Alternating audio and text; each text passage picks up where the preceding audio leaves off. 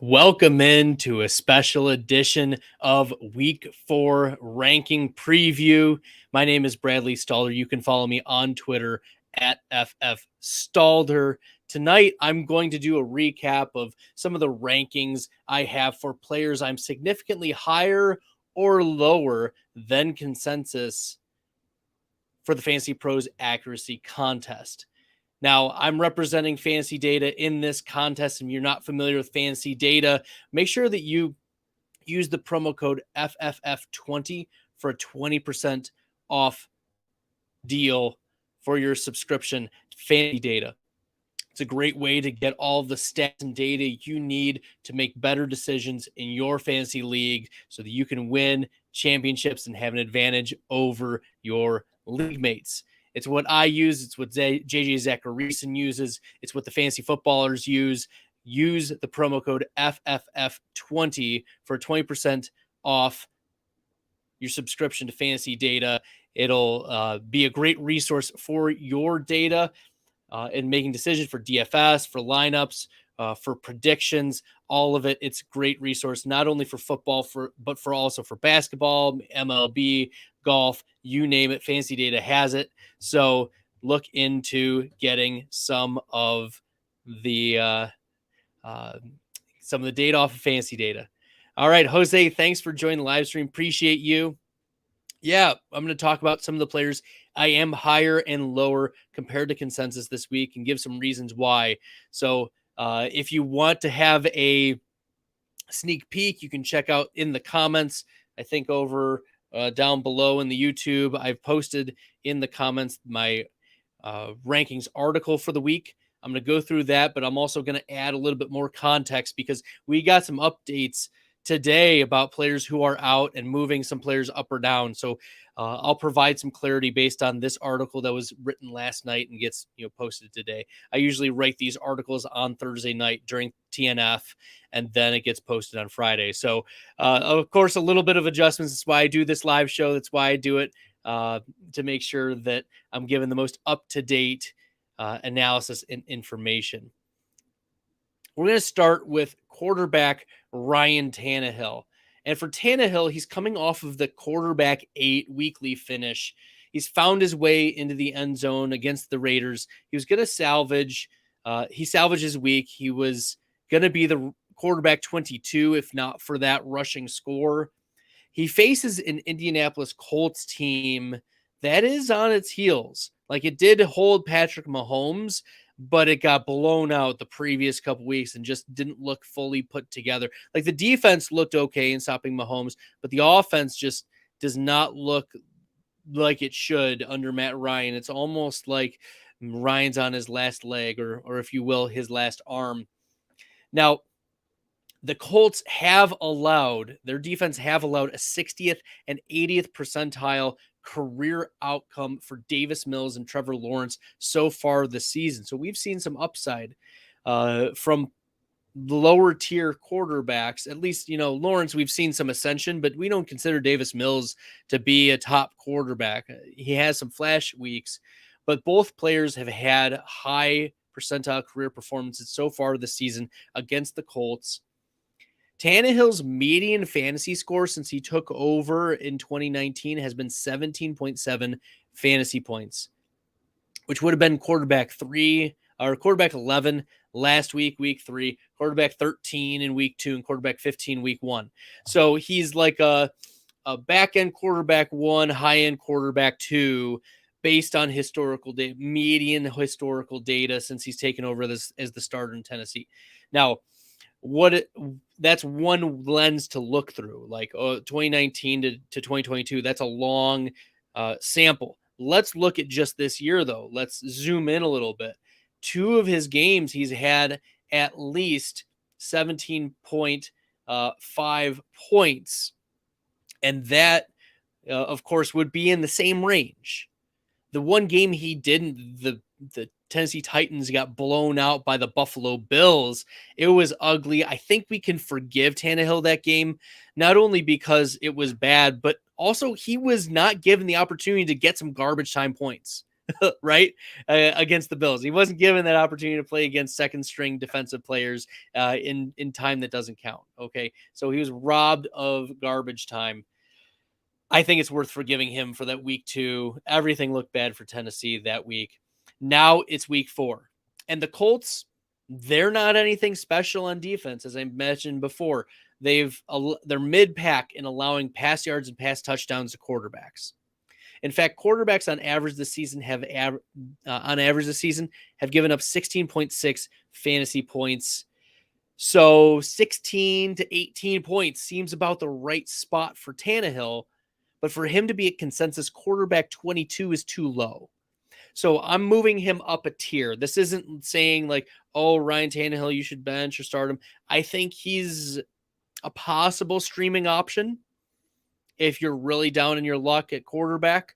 He's not a low-end quarterback 2 option going into this week. And I think that Treylon Burks has a bounce back game. He's not going to go, 1 for 13 on 2 targets. That Tennessee offense just can't get scoring without involving Treylon Burks. We saw Robert Woods, right, have 80, 90 yards on 8 receptions, but they need Treylon Burks, their first round pick, to work, for this offense to work. So Tannehill, I think this is an ascension. This is a bounce back game for Treylon Burks, and Tannehill as well will ride along. I think he's a mid to high end quarterback 2 in this game. So he's a tier jump for me. My lower ranked quarterback this week is quarterback Matthew Stafford. And no, this is not me tilting over Stafford finishing as the quarterback 27 when I thought he would be a top 6 quarterback last week. It's not me tilting, I swear. Okay. It's that he has one of the toughest quarterback matchups in the NFL going into week 4. The 49ers have allowed the second fewest fantasy points to quarterbacks since the start of 2022. And they've given up the fewest quarterback pass yards and fewest quarterback pass touchdowns. Now, Justin Fields did have a 63rd percentile weekly outcome or weekly score for his career against the 49ers. But that was number one, that's not saying much. Like a 63rd percentile outcome for Justin Fields. He's not played well in his now into year 2, first and second year. But looking at the other 2 matchups, Geno Smith and Russell Wilson, they've had 25th and 7th percentile career scores against this same 49ers defense. So I'm expecting a significantly below median score for Stafford. And if you look at what Stafford has done so far this year, he's not had a 50th percentile or higher score compared to his career stretching back or dating back to 2019. So Cooper Kupp may be the shining star. Stafford may lean on him and continue to do so. But it's worrisome that Allen Robinson has not been getting going. Ben Skoranek is just a guy, right? Van Jefferson is hurt. This Rams team is suddenly really hurting at wide receiver.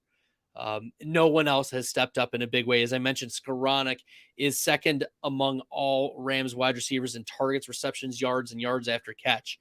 That tells you all you need to know about the fantasy upside of Matthew Stafford.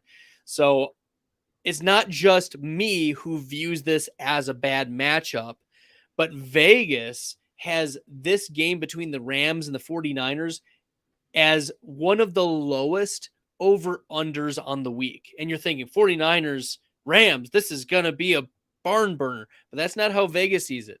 It's only 3 matchups this weekend have a lower projected points total.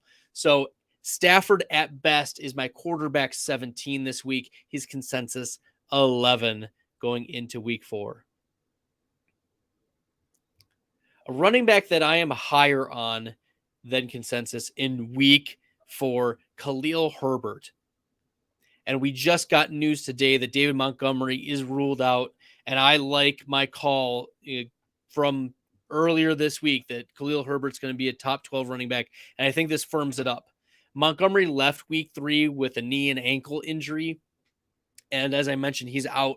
So Khalil Herbert proceeded to be the running back one overall, despite only getting 2 targets. He had 169 total yards, 20 carries, 2 touchdowns.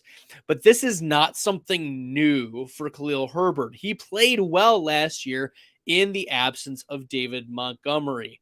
He played 4 games of significant snaps in Montgomery's absence. He finished as running back 39, running back 11, running back 9, and running back 33. And now we see a running back 1 performance overall. Each of these games, Khalil Herbert has handled 18 or more carries. And in week 4, he might handle even more. The Bears are the run heaviest team in the NFL. They have a team pass rate of 34.6%. This is by far the lowest in the NFL by more than 10%. Herbert will get the vast majority of opportunities on the backfield, and this is a nice matchup against the New York Giants, who have given up the 7th most fantasy points and 3rd most rush yards to running backs so far. Khalil Herbert is safely in my top 12. And if we hear word that there are more complications with Christian McCaffrey or other top tier running backs, I'm not going to be afraid to move Khalil Herbert higher than running back 12. A running back that I am lower on, once again, Javonte Williams. And if you listened to last week, you would know that I was low on Javonte Williams then, and I'm still low on him now. I was right about my analysis. It was everything I predicted came true. Williams and Gordon split snaps and touches. They split them. But what made this worse? Mike Boone also was playing meaningful snaps as the 3rd string running back. This is simply a disaster scenario for Javonte Williams' upside. Like, how can he achieve this running back 1 or close to running back 1 status with the amount of snaps that he's playing and with the dysfunctional offense that we've seen from Denver? Like, I don't think it's going to be overnight where we see Russ pulls it together. The best piece of this offense right now is Courtland Sutton. He's wide receiver 15, which is exactly where I thought Courtland Sutton would be, except Sutton hasn't scored any touchdowns. So I am lower on Javonte Williams due to the split snaps and carries, and now the injection of Mike Boone, even just a little sprinkling of Mike Boone, that puts a damper on the upside. So how can we have confidence that Javonte Williams is nothing more than a flex consideration?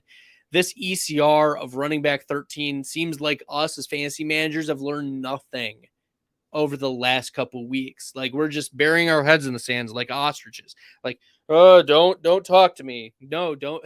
Yes, listen up. Javonte Williams needs to show it before we move him into this top 12-ish zone. He's in the running back 20s for me. I may move him even further down. We will see, but he's safely running back 20 or lower. He's the running back 13 right now. And there's not really much reason to be excited for Javonte Williams going into week 4. One higher rank wide receiver I have is Chris Olave. Now, we got news today that Andy Dalton is most likely the starter for the New Orleans Saints. Jameis Winston has been dealing with an ankle issue, and he's been dealing with fractures in his back, so that's problematic. And he's been throwing the ball to the other team. He's been throwing more interceptions, which is a problem. The New Orleans Saints have struggled with efficiency, but it's been Chris Olave who's been on fire. The 1st-round draft pick for the New Orleans Saints, he's not only started to catch more passes, but he started to catch fire. Olave leads all NFL wide receivers in air yards. He's tied for 13th among receivers in targets as a rookie, also competing with Mike Thomas and Jarvis Landry for targets. He's commanded 13 targets in 2 straight games. Okay. And each of those games, 80 or more receiving yards. He's looking like a wide receiver 2 with wide receiver 1 possibility. Now, Michael Thomas is out for this game. Jarvis Landry, we're still waiting on news, but he's nursing an injury, and that could provide more of an opportunity for Chris Olave. And I think it balances out the Andy Dalton downgrade. Now, like, let's look at some of the stats from Andy Dalton. Yes, at the beginning of the season, Andy Dalton was looking really bad, okay, and in 2021. He had 38 pass attempts against the LA Rams, 5.4 yards per attempt. He threw a pick, no touchdowns. He was the quarterback 32 week 1 against the Rams. Granted, it was the Rams defense last year, which was just barreling through the Bears. Fast forward to when he retakes over for an injured Justin Fields near the end of the season. He finishes as the quarterback 12 in week 12. He finishes the quarterback 17 in week 13. Still not great, but startable. He finishes as the quarterback 23 in week 17. A super flex consideration, but nothing more.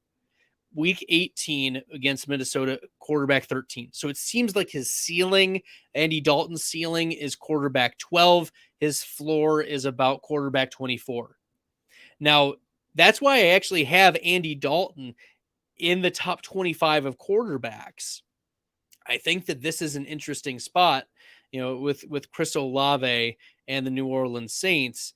So with Michael Thomas out, targets have to go somewhere. It's going to be the target gobbler, Chris Olave.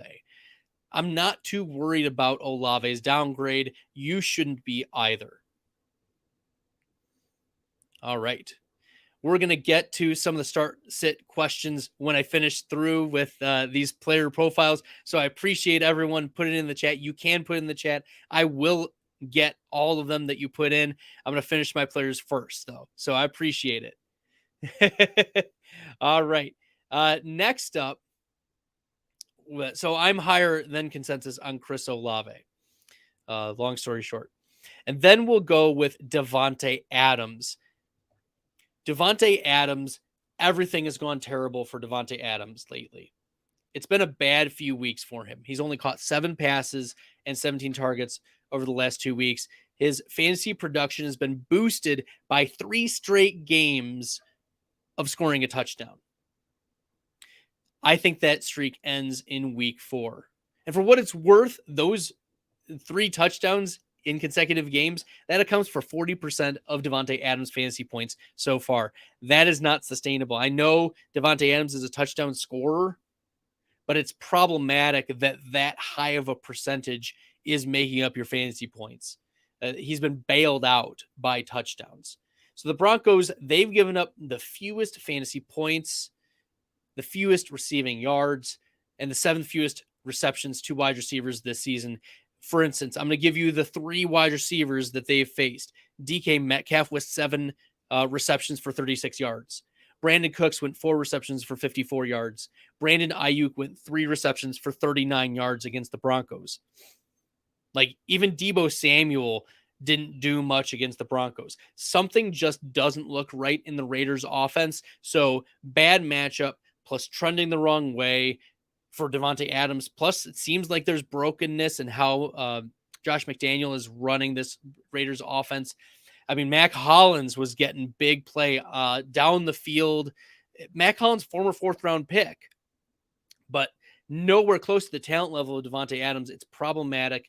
I think that the double teams are causing problems for Davante. I moved Adams down to wide receiver 12 this week. He is a back-end wide receiver 1 for me, and maybe I move him slightly higher because we found out today that Amon-Ra St. Brown isn't going to be out there. But you have to lower expectations for Davante Adams until we start to see a pattern of him raising that back up. He's competing in targets with Darren Waller, right? Who's the useful piece? I know Hunter Renfrow is out this week, but it might just be more Mac Hollins and Davante Adams plays more of the slot. Maybe it's more Darren Waller. We will see, but it's not looking good for Davante Adams. Let's actually take a pause here. I know I want to get through the tight ends, but first, Cheddarhead, hey, I need advice full point PPR, Deontay Johnson, Amari Cooper, DK Metcalf, Curtis Samuel, Antonio Gibson. I can only start 2. Well, let me look at my rankings. I'll pull them up. You can also find my rankings on Fantasy Pros. You can also see them at the bottom of the article. Looking at my rankings here. First was Deontay Johnson. So I have Deontay Johnson at wide receiver 21 right now. Who are the other ones? Amari Cooper is lower for me. Amari Cooper is at 24. DK Metcalf is 26. So it seems like so far Deontay Johnson and Amari Cooper are my 2 highest ranked. Curtis Samuel, Antonio Gibson. So Curtis Samuel is 29. So they are all in that tier, which I can understand why this is a tough call. Deontay Johnson to Curtis Samuel, there's 4 of those players in that same tier. But I would still go Deontay Johnson and Amari Cooper right now. Antonio Gibson is interesting. If you flex Antonio Gibson, I have Gibson at 21 against Dallas. I am worried about the Washington team lining up against Dallas's defense. Dallas is just such an aggressive defensive line and linebacking core led by Micah Parsons that, yeah, there are concerns there. So there's a ceiling that I don't think Antonio Gibson can access against the Dallas Cowboys. Their defense is very good. So I would not start him. I would go Deontay Johnson, Amari Cooper based on my rankings. All right. And Cheddarhead, yeah, Packers fan, let's go. Go Pack, go. Yeah, you can see the cheese head up there and all the Packers gear. The Bakhtiari jersey. It was at the Tampa Bay game Saturday. Maybe you can tell us what Aaron Rodgers saw on the Jumbotron. And I didn't draft Adams. He broke my heart leaving. I know it was very, very sad, but on to other pastures in Vegas. All right. The other question, the Joker. Who to start for flex full PPR?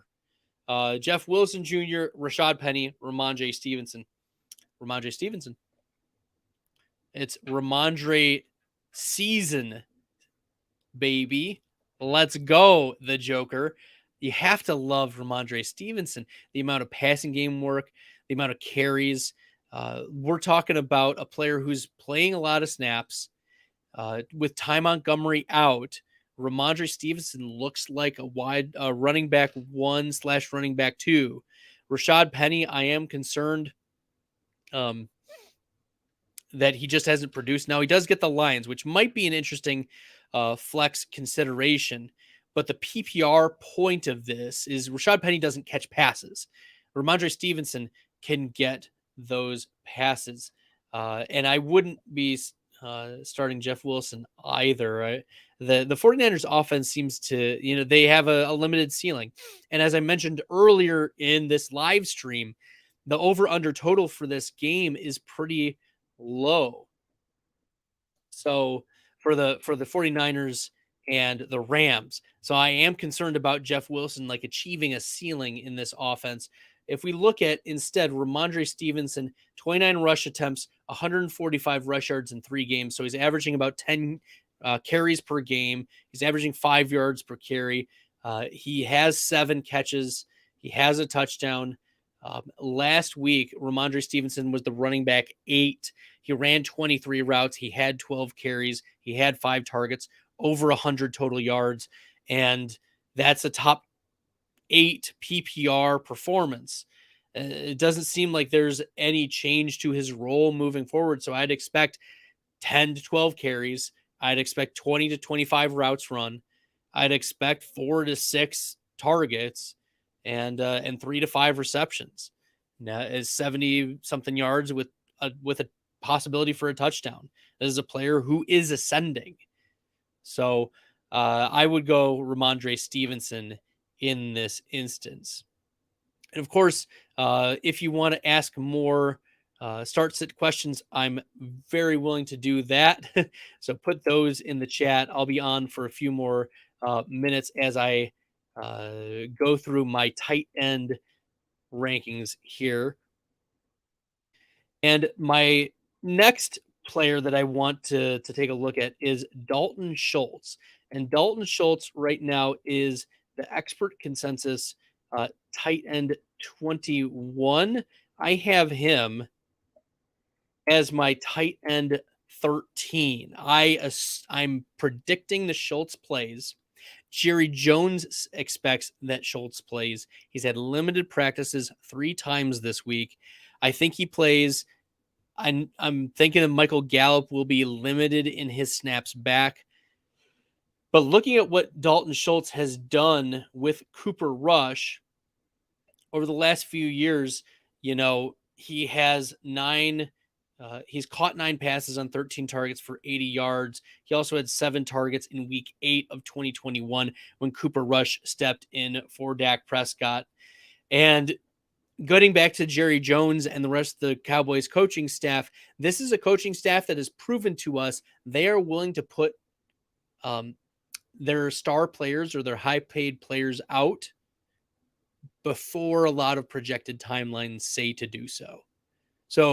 Or they're willing to play them hurt. They won't play them injured, I guess, but they're willing to play players hurt, like Ezekiel Elliott. Like they're willing to put out Dak Prescott.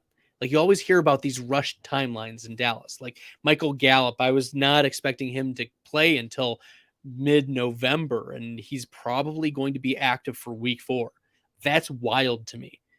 So I'm banking on the Cowboys not using or not following timelines very well. I'm banking on Dalton Schultz being involved. The other tight ends, Ferguson, and I don't even know the other tight end who's there, but they were splitting snaps in Schultz's absence. Dalton Schultz is the tight end 1 of this team, and if he's ready to roll, they're going to use him. So I don't have, I'm hedging concerns. Like the difference between tight end 21 and tight end 13 isn't that much, but you don't want to be putting a player like Dalton Schultz down at tight end 21 when he could have a spike week, when he could be getting targets and significant ones at that. And Michael Gallup, one of the reasons I was out on Michael Gallup, aside from the ACL tear, was he was trending down year to year. His yards per reception, his yards per target, his yards per route run, all of the efficiency metrics just going down year to year. And it's concerning to me that, they're rushing him out. So I don't expect that it's going to be Michael Gallup making a big move. It's more likely that it's Dalton Schultz coming back from this injury. Okay. And the last player I want to talk about tonight is Irv Smith, tight end for the Minnesota Vikings.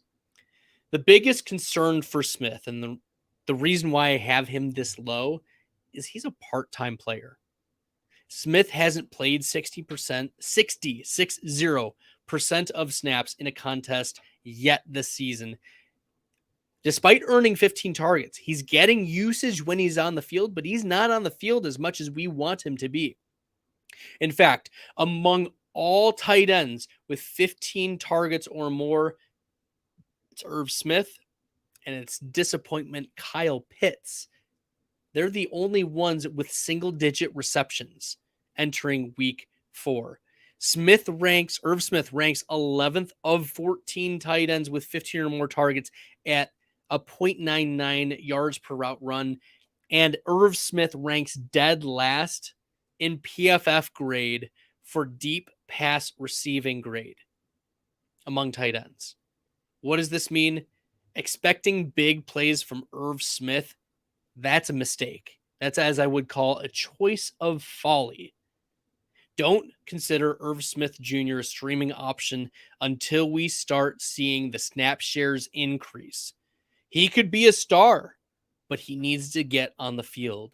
And that's a problem. And that's why I have him outside of my top 24, even though he's tight end 16 on the week. Well, everyone, thank you for tuning in. I appreciate you jumping in. If you have some start-sit questions, I'll be here for a little bit, so put them in the comments. But I want to encourage you to follow me on Twitter at FFStalder. I love getting the start sit questions. I love answering the questions on the YouTube as well. You can put them in the comments. I'll be posting individual videos for this on Fantasy Data's site. Read my article as well about these players. It's a rehashing of some of this information, but I do want you to take a look at some of the nuggets that I'm sharing regarding these players. It's informing some of the decisions that I'm making. And for what it's worth, there are 210 or 211 rankers in this Fantasy Pros Accuracy Contest. And right now, as of week 3, I'm 37th overall. So, there are 36 others that that have more accurate rankings, but that's really not that many compared to the 211 self-proclaimed fantasy analysts out there. And I'm getting better and better every week, making adjustments and learning about my process and the process of everyone else trying to win this accuracy contest. So, I appreciate all of you tuning in. If you want to use the data that I'm using, I encourage you to get a subscription to fantasydata.com and use the promo code FFF20. That'll give you 20% off a Fantasy Data subscription. Large or small, any size subscription, use that promo code FFF20, and that will get you 20% off any size Fantasy Data subscription. The fantasy footballers use it. JJ Zachariason uses it. I use it. So it's a source that you can trust for fantasy data, not just NFL, but there's also golf, basketball, baseball as the season's winding down. Lots of fun. So, it's a good time. Appreciate you guys coming in with the comments and asking some start sits as well, talking about week 4. And all right, here we go. Thanks, everyone. Appreciate you tuning in. Once again, you can follow me on Twitter at FFStalder. And on behalf of Fantasy Data, good luck in the fantasy football streets for week 4, everybody.